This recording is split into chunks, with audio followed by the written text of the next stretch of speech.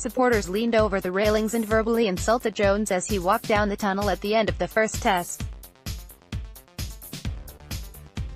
The Australian stood his ground for 10 to 15 seconds and engaged with his tormentors before being ushered away by players and staff. They, South Africa fans, have always got plenty to say.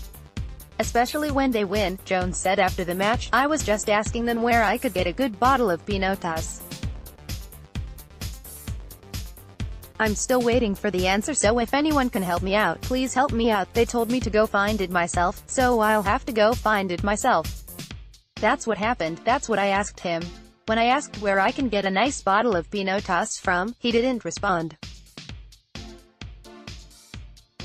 I might go back and see him later. I wouldn't worry about that because it was such a great game of rugby.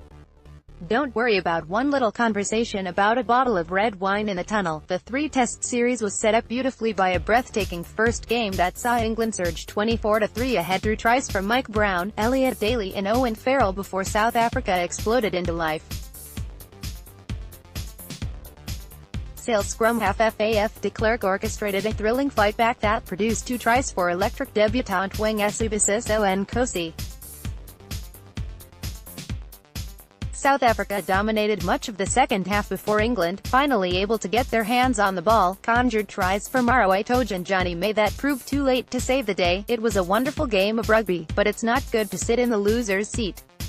At times during the first 20 minutes we were brilliant and maybe we got seduced by the game, Jones said. That might have been the cause of some uncharacteristic individual discipline errors which allowed South Africa back into the game, and they were able to piggyback off 17 penalties to establish a lead. I'm immensely proud of my team and the way they played.